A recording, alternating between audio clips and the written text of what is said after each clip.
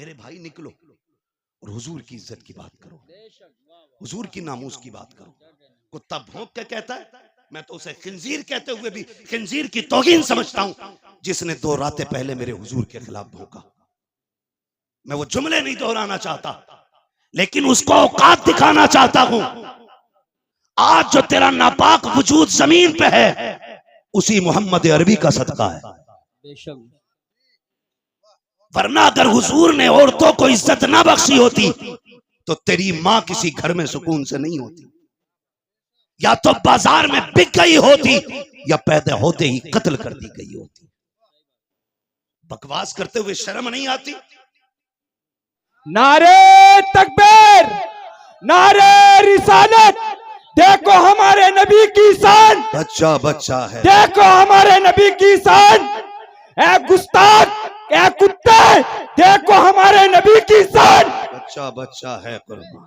जिस नबी के सदके में हमें माँ मिली है, बेटी मिली है, बहन मिली है, बाप मिला है, रिश्तों की इज्जत मिली है, कदर मिली है, अपनों की पहचान मिली है, हमारे उस नबी को हमारे होते हुए कोई कुत्ता भौंक दे, हो ही नहीं सकता है, हो ही नहीं सकता है। हम तो कहते हैं हुकूमत वक्त को भी 2 टोक फैसला करना चाहिए। जी जी, 2 टोक फैसला करे हुकूमत वक्त, या तो ये कहे हम इसको कैद नहीं करेंगे या सजा नहीं देंगे, और अगर मुल्क में संविधान है, अदलिया नाम की कोई चीज है, तो सबसे पहले इस कुत्ते को उठा के फांसी के बंदे पे चढ़ाओ। इसलिए कि मैं नहीं, पूरी दुनिया, और दुनिया का सबसे बड़ा पेज गूगल, जाके सर्च करो सबसे अच्छा इंसान कौन है, सबसे ऊपर लिखा जाता है। गूगल पे सर्च करोगे, लिख के आता दुनिया के सबसे अच्छे इंसान को मोहम्मदुर रसूलुल्लाह कहा जाता है। सुभान अल्लाह, माशाअल्लाह। बस मजबूर न करें किसी को रोड पे निकलने के लिए, मजबूर न करें किसी को रोड पे उतर करके गुस्सा दिखाने के लिए। अगर तुम्हारे हाथ में इख्तियार है तो फिर इंसाफ करो, और इंसाफ यह है कि इस कुत्ते को उठा के फांसी तक पहुंचाओ। वरना मुंह में हमारे भी जबान है, बोलना हमें भी आता है, लेकिन हमारा मजहब किसी के मजहब के खिलाफ बकवास करने की इजाजत नहीं देता। जी जी, गूंगे नहीं है, सच ये है कि जिन पत्थरों को हमने सिखाई थी गुफ्तगू, जब बोलने लगे तो हम ही पे बरस पड़े। जिनकी औकात 2 कौड़ी की भी ना हो, वो मेरे नबी के खिलाफ भौंके। खुदारा आपसे मेरी इतनी गुजारिश है, अपने हुजूर के लिए सारे झगड़े मिटा के एक जगह आओ, एक सफ में खड़े हो।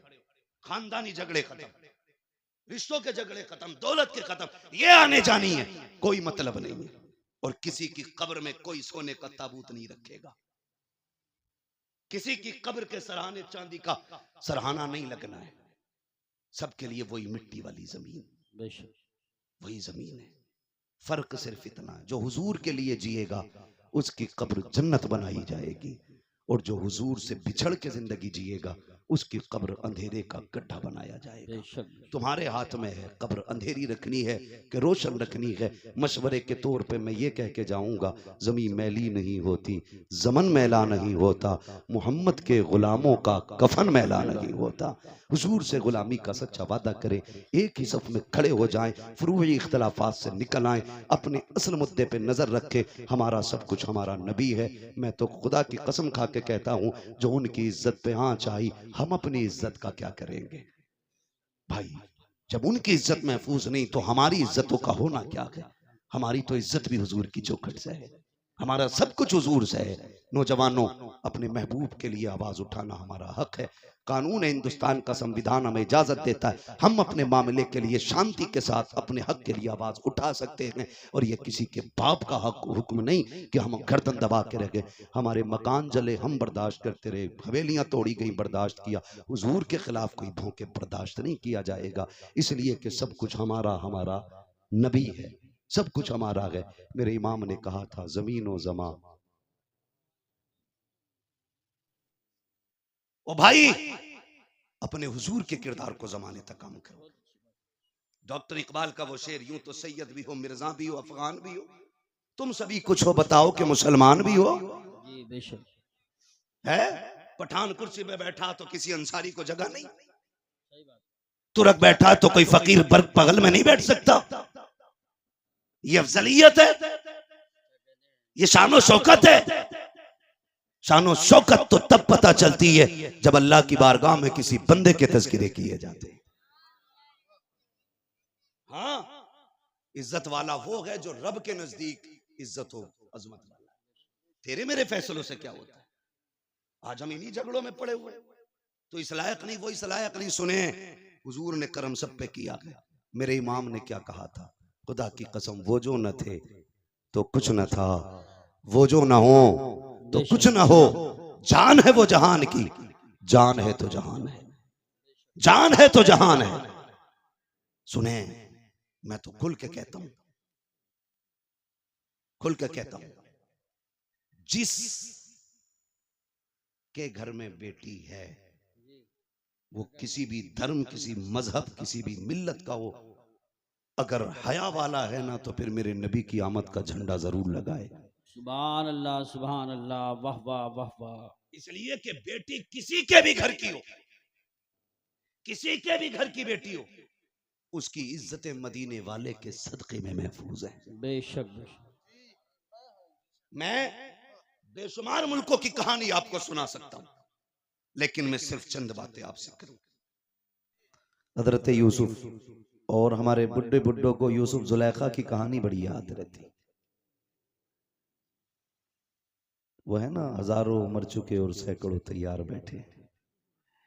यूसुफ जुलेखे की कहानी अक्सर लोग जानते हैं। हजरत यूसुफ अलैहिस्सलाम, मैं समझाने के लिए ये बात कह रहा हूं, जब हजरत यूसुफ की बोली लगी मिस्र के बाजार में, तो हुस्न इतना अजीम था कि हर कोई खरीदार बनना चाहता था। सबकी तमन्ना थी ये मुझे मिल जाए, मुझे मिल जाए। ऐलान हुआ यूसुफ उसे मिलेंगे जो सारी कमाई लेके आएगा, जो कुल कमाई लेके आएगा उसे यूसुफ मिलेंगे। तो बड़े बड़े अमीरों की लाइन तो लगी थी, साथ में अजीजे मिस्र भी है, और उसने अपनी तिजोरी के दरवाजे खोल दिए। एक पल्ले पे हुस्न यूसुफ है, दूसरे पल्ले पे अजीजे मिस्र की दौलत है, लेकिन अजीजे मिस्र की कुल कायनात भी हुस्न यूसुफ की खैरात ना बन सकी। इतना हसीन रब ने हजरत यूसुफ को बनाया। बताना ये चाहता हूं, जब अरबपति करोड़पति लोग हुस्न यूसुफ के खरीदार बन के खड़े थे ना, तो कुछ तमाशाइयों के बीच से एक शोर उठा, हटो बच्चों मुझे भी जाने दो, हटो बच्चों मुझे भी जाने दो। जब मुड़ के बच्चों ने, नौजवानों ने पीछे देखा ना, तो एक बूढ़ी औरत थी और उसके हाथ में रुई का धागा था। किसी ने कहा तू किधर जा रही है? कहा यूसुफ को खरीदना है। उसने कहा तू खरीदेगी? कहा हाँ। कहा क्या लेके आई है? का ऐलान नहीं सुना, जो कुल खजाना लेके आएगा अपना वो ही खरीदेगा। का पूरी 5 सेर रुई का धागा है, यही मेरी सारी कमाई थी, ये लेके आ गई हूं। तो किसी ने कहा वापस चली जा, औकात क्या के 5 सेर रुई की और इसके काते हुए धागे की। देख यूसुफ की खरीदारी में बड़े बड़े अमीर लग गए हैं, अजीजे मिस्र का कुल खजाना चढ़ गया है, तू धागे लेके आई है, वो हीरे जवाहिरात तुल रखे हैं। उसने कहा था जाने तो दो। कहा क्यों? कहा खरीदारों में खड़ा तो हो जाने दो। कहा क्यों? ताकि कयामत में अल्लाह जब यूसुफ के खरीदारों को पुकारेगा तो कम से कम खरीदने वालों में मुझ गरीब का भी नाम आ जाएगा। तो हम तो ये चाहते हैं ताकि कयामत में जब मुस्तफा के हस्सान को आवाज दी जाए तो हस्सान आगे बढ़े, उनके पीछे इमाम अहमद रजा खान आगे बढ़े और उनके पीछे हम सारे गुनाहगार आगे बढ़ जाए।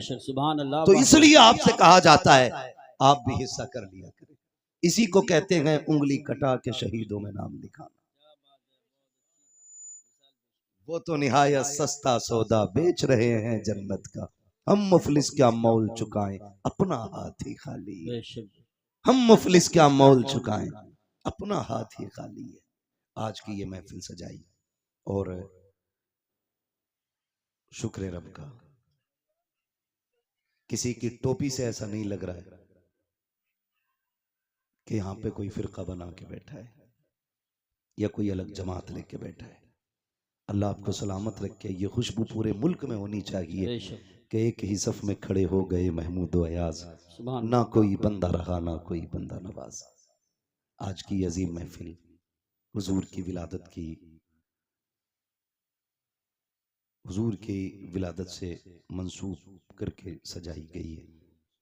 बेशक हुजूर आए, कायनात में बहार आई।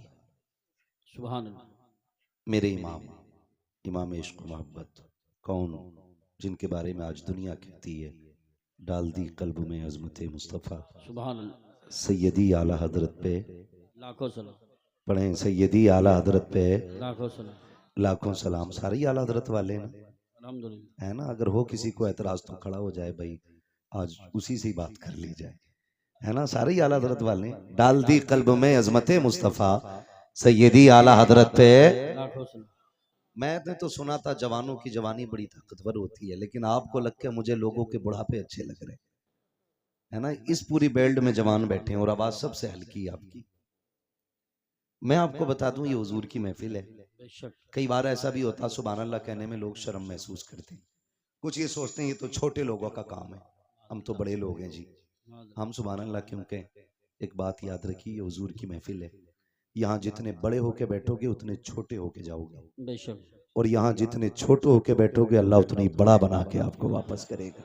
सुभान अल्लाह। हुजूर की महफिल है। लोग कहते हैं क्या मिलता है जलसों से, मैं कहता हूँ तेरी नीयत अच्छी नहीं। नहीं, हम जलसे में गए वैसे ही आ गए, कोई फर्क नहीं पड़ा। मैंने लोग मदीने से खाली लौट आते हैं, तू जलसे से खाली लौट गया तो कौन सी बड़ी बात है। लोग मदीने से लौट आते तो क्या मतलब, मदीने में कुछ नहीं मिलता। लेकिन जिन्होंने पाया उन्होंने तो ये कहा ना, मंगतों का हाथ उठते ही दाता की देन थी। बेशक दूरी कबूल अर्ज में बस हाथ भर के है, मांगेंगे मांगे जाएंगे, मुंह मांगी पाएंगे। सरकार में ना ला है ना हाजत अगर की है। जिन्होंने उनको देते देखा है उन्होंने तो ये कहा ना, कौन देता है देने को मुंह चाहिए, देने वाला है सच्चा, देने वाला है सच्चा, देने वाला है सच्चा हमारा नबी। जिन्होंने देखते हुए देखा है उन्होंने तो बड़ी शान से कहा, आता है फकीरों पे उन्हें प्यार कुछ ऐसा, खुद भीख दें और खुद कहें मंगते का भला हो। बेशक लोग कहते जलसों में क्या रखा है, मैं कहता हूं महफिल में आके बैठ। खुदा की कसम, अगर नीयत अच्छी हो, नींद यहां आ जाए तो फिर ख्वाब में शैतान नगी आमीना का लाल आया करता है। सुभान अल्लाह। हुजूर ख्वाब में आते हैं। फरमाया गया जिस जगह पर अल्लाह और उसके रसूल का जिक्र होता है उस जमीन को जन्नत की क्यारी बना दिया जाता है। बेशक बेशक बेशक। और कितनी बड़ी बरकत चाहिए, जन्नत की क्यारी बना दिया जाता है। तो यहाँ कोई बड़ा होके ना बैठे, सारे हुजूर के नौकर बन के बैठे। हम भी हुजूर के नौकर, आप भी हुजूर के नौकर। मेरी नौकरी नबी नबी करना है, आपकी नौकरी नबी नबी सुनना है, सुभान है ना। बस और मुझे जो कुर्सी मिली है वो इसलिए ताकि आसानी से मैं आपसे मुखातब हो सकूं। जी जी। बाकी कोई मेरे 8 हाथ पैर नहीं है, 4 आंखें नहीं है। मैं भी आप ही की तरह समाज में रहता हूँ। बहुत गौर से मेरी बात सुनने की कोशिश करें। ये महफिल सजाई, अल्लाह इस महफिल के सदक़े में हर घर में बरकत अता फरमाए। आमीन। हुजूर आए, मेरे इमाम इश्क मोहब्बत ने, सरकार आला हज़रत ने फरमाया, आला हज़रत फरमाते हैं, मसला आला हज़रत का भी है, मतलब लफ्ज़ आला हज़रत पे भी बड़े झगड़े रहते हैं और रज़वी बरेलवी के भी बड़े झगड़े रहते हैं। एक बात मैं बता दूं, हर वली हर पीर की कोशिश और जिम्मेदारी ये है कि वो बंदे को खुदा तक पहुंचाए। जी बेशक। समझ रहे ना, क्या जिम्मेदारी है बंदों को खुदा तक। बोलें आप लोग, खुदा तक पहुंचाएं। हर वली की यह जिम्मेदारी है। अब रह गई छोटे बड़े के झगड़े की बात, तो आला हजरत बड़े हैं या शराफत मियां बड़े हैं, शाजी मियां बड़े हैं, वारिसे पाक बड़े हैं, साबिर पाक बड़े हैं, ये फैसला वो करे जो इनसे बड़ा हो। सही बात है, बिल्कुल। बहुत गौर से मेरी बात सुनिए, ये फैसला वो करे जो इनसे बड़ा हो, और अगर इनकी बराबरी की भी औकात नहीं है ना तो फिर यही कह, तेरे टुकड़ों पे पले गैर की ठोकर पे न डाल। वाह वाह वाह वाह। झिड़कियां खाएं कहां छोड़ के सदका तेरा, सदका तेरा। और याद रखिएगा, कुछ लोग सिर्फ अकीदत की बुनियाद पे माने गए, कुछ अजमतों की बुनियाद पे माने गए, लेकिन कुछ लोग वो हैं जो अपने कारनामों की बुनियाद पे माने जाते हैं। बेशक बेशक। सुभान। समझ रहे ना मेरी बात? कारनामों की बुनियाद पे माने गए, और अपने कारनामे की बुनियाद पे माने जाने वाले लोगों में एक नाम सरकार आला हजरत का नाम भी। बेशक। मैं ये पूरी जिम्मेदारी के साथ कहता हूं, अल्लाह का शुक्र है कि मैं सिलसिले से जुड़ा हूं, बरेली शरीफ। जी अल्हम्दुलिल्लाह। अगर मैं बरेलवी सिलसिले से ना भी होता, कादरी ना होकर के चिश्ती होता, या किसी और सिलसिले से होता, फिर भी मैं इमाम अहमद रजा का दामन नहीं छोड़ता। जी बेशक। क्योंकि हम इमाम अहमद रजा को इसलिए नहीं मानते कि वो हमारे पीर घराने से हैं, हम इसलिए मानते हैं क्योंकि आज तक वो मेरे मुस्तफा की इज्जत और नामूस पे पहरे दे रहे हैं। सुभान अल्लाह, वाह वाह वाह वाह वाह। इसलिए मानते हैं हम उन्हें कि वो आज तक मेरे मुस्तफा की अजमतों पे पहरे दे रहे हैं, आज तक उन्होंने हमारे अकीदे की हिफाजत की हुई है। अगर यही बात होती तो हम अजमेर वाले को नहीं मानते, हम कहते थे वो हमारे सिलसिले में नहीं है, लेकिन हम अजमेर वाले को बरेली वाले से ज्यादा मानते हैं। जी बेशक। सुभान। क्योंकि ईमान लाने वाले को मोइनुद्दीन कहा जाता है, ईमान बचाने वाले को इमाम अहमद रजा खान कहा जाता है। सुभान अल्लाह। तो हम अपने मोहसिन का एहसान माने। अब अंगूठा छाप दौर नहीं रहा, अब सारे पढ़ने लिखने वाले लोग हैं, अब किसी के कहने पे किसी को नहीं माना जाएगा, अब देख करके काम माना जाएगा। इमाम अहमद रजा को सिर्फ नारे की बुनियाद पे नहीं, हकीकत यह है कि उनके कारनामे को पढ़ने की जरूरत है, उनकी तहकीकात को समझने की जरूरत है। इमाम अहमद रजा की पूरी जिंदगी पढ़ लीजिए, न अपने बाप का तहफ़्फ़ुज़ किया है, न खानदान का तहफ़्फ़ुज़ किया है, न नस्ल का तहफ़्फ़ुज़ किया है। खुदा की कसम, आज खान साहब अगर मोहतरम मेरी नजर में है, इसलिए है कि उस खानदान में बरेली का अहमद रजा खान पैदा हुआ है, लेकिन उसके बावजूद मैं कहता हूँ इमाम अहमद रजा को इसलिए नहीं माना गया कि पठान घराने से ताल्लुक रखते हैं, इसलिए नहीं माना गया कि काबुल का खानदानी पठान है मेरा रजा, इसलिए माना गया कि जब अजमत और नामूस पे उंगलियां उठाई गई, जब इल्मे गैब पर उंगली उठाई गई तो सारे खामोश थे। सबसे पहले उठने वाली आवाज को